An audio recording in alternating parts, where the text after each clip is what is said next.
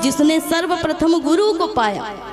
भगवान को पाने का मार्ग ही है सत्संग। पहले संत को पाइए, गुरु को पाइए, तब कहीं जा कर के ईश्वर की प्राप्ति होती। सबरी मैया ने पाया ना महाराज, पहले किसे पाया? पहले तो संत को ही पाया ना। सबरी क्या करती थी जीवन में? इन्होंने जन्म भी ऐसी जगह पर पाया कि एक भीलनी महाराज, नीची जाति की और ऊपर से नारी। तो यहाँ पर राम बताना चाहते हैं सबरी के माध्यम से। थोड़ा भक्त चरित्र पर चर्चा कर ले, उसके बाद माँ की आराधना करते हैं महाराज। तो यहाँ पर सबरी का चरित्र थोड़ा सुने कि भगवान ने जगत को बताया। जब सबरी कहती है कि महाराज अधम ते अधम अधम आती नारी, अधम ते अधम अधम आती नारी, अधम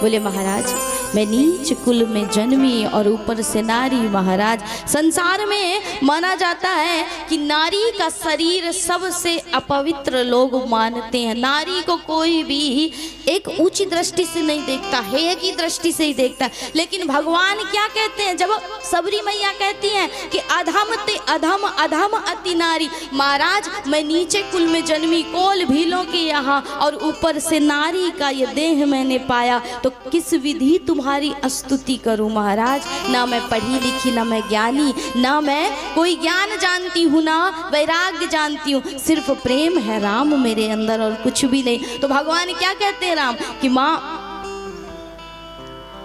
ये जात पात कुल बड़ाई धर्म महाराज ये सब संसार के लिए है माँ, राम के लिए तो क्या है? बोले भाव का भूखा हूँ मैं, अरे भाव ही किसा, और भाव से भजता मुझे जो भाव से बेड़ा पार।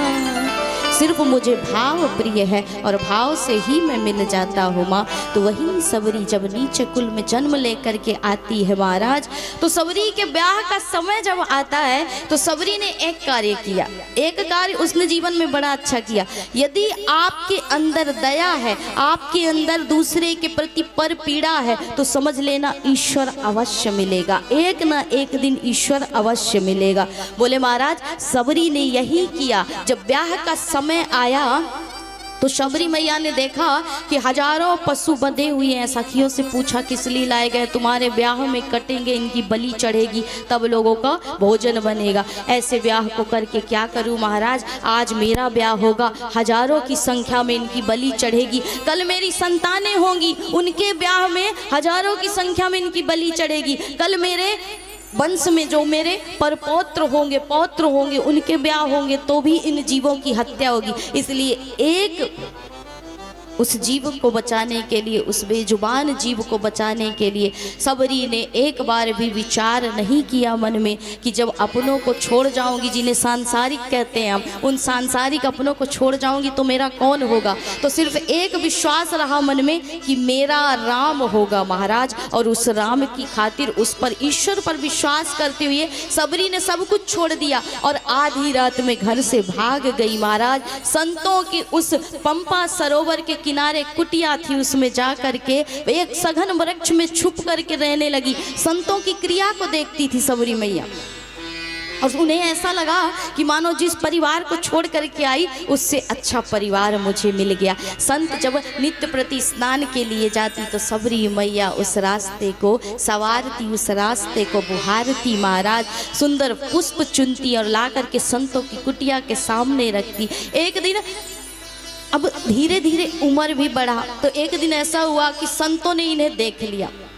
ये थोड़ा विलंब से जगी तो संतों ने इन्हें देख लिया और देख करके कहा कि अरे पापिन, तू नीचे कुल में जन्मी, तूने हमारी भक्ति को अपवित्र कर दिया, तूने हमारी पूरे पुण्य को छीड़ कर दिया। सबरी रोती हैं, विलाप करती हैं कि मुझे कोई भी कष्ट मत दो, क्योंकि मैंने बहुत कष्ट सहा और मैं सब कुछ छोड़ करके आपके आश्रित हो गई हूँ, इसलिए मुझे अपने आश्रय में रहने दो। लेकिन इन्हीं संतों ने सबरी को इतना मारा महाराज, इतना मारा कि सबरी का आज वहाँ भी कोई नहीं। इसलिए सबरी कहती है कि नारी जीवन अति निकृष्ट महाराज, और नारी का देह पा करके मैंने क्या पाया, ईश्वर की प्राप्ति के लिए निकली, लेकिन यहाँ भी संतों ने भी मुझे इस प्रकार ठुकरा दिया, इतना दंड दिया। वही सबरी जब रोती बिलाप करती जा रही तो किसका संग मिल गया महाराज? बोले राम ने ही कृपा की। जब सबरी ने कहा कि राम, सबको छोड़ करके आ गई हूँ, अब यदि तू चाहता है कि ये प्राण बचे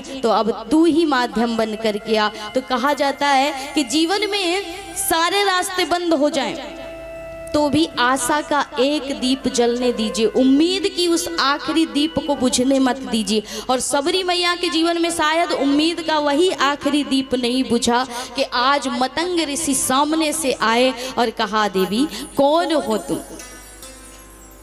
और इस प्रकार विलाप करती हुई क्यों इस सघन वन में घूम रही सबरी मैया ने अपनी स्थिति सुनाई।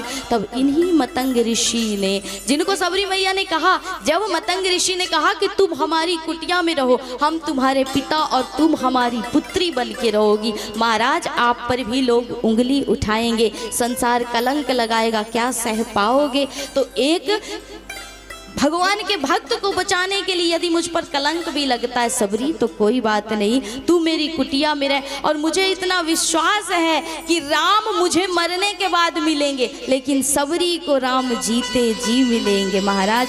तो एक राम के विश्वास पर चल करके सबरी ने जीवन में निर्णय लिया था और संत का सत्संग जो मिला तो कहा जाता है कि मतंग जी तो राम के दर्शन बिना संसार से चले गए, लेकिन गुरु के वचन कभी झूठे नहीं होते महाराज। इसलिए कहा कि गुरु गूंगे गुरु बावरे, अरे गुरु के रहिए दास, और गुरु जो भेजे नरक तो स्वर्ग की रखिए आस। गुरु के वचनों पर जो चला उसे ईश्वर अवश्य मिला। सत्संग की एक भी बात को जिसने अपने जीवन में उतार लिया ईश्वर उसे अवश्य मिला। सबरी ने अपने जीवन में कुछ नहीं किया था, सबरी ना कोई वेद पढ़ी थी ना पुराण पढ़ी थी, सबरी ने सिर्फ एक चीज को पढ़ लिया था कि राम प्रेम के भूखे हैं, राम प्रेम से मिलते हैं, हरि प्रेम से मिलते हैं महाराज, और किसी चीज से नहीं मिलते हैं। गाते हैं ना गीत कि हरि मिलते हैं हरि को मनाने से, हरि मिलते हैं हरि को मनाने से, नहीं मिलते वो मन के बहाने से, नहीं मिलते वो मन के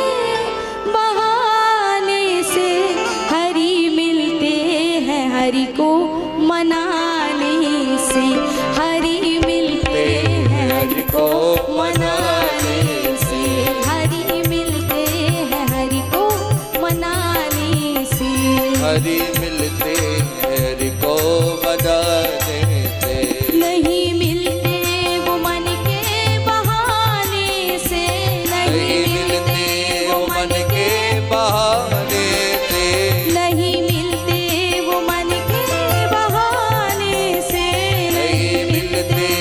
मन के बहाने से, हरि मिलते हैं हरि मिलते हैं, हरि मिलते हैं हरि को मनाने से, हरि मिलते हैं हरि को मनाने से।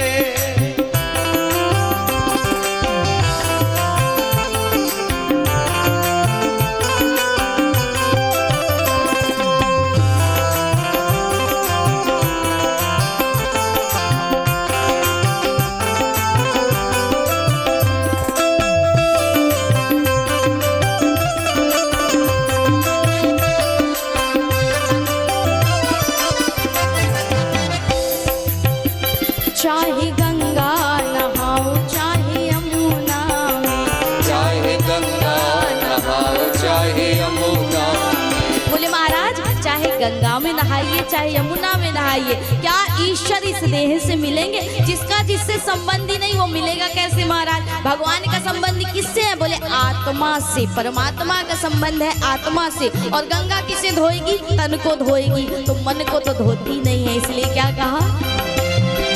चाहे गंगा नहाओ चाहे यमुना में, चाहे गंगा नहाओ चाहे यमुना में, चाहे गंगा नहाओ चाहे यमुना में, चाहे गंगा नहाओ चाहे यमुना में, नहीं मिलते वो डुबकी लगाने से, नहीं मिलते वो डुबकी लगा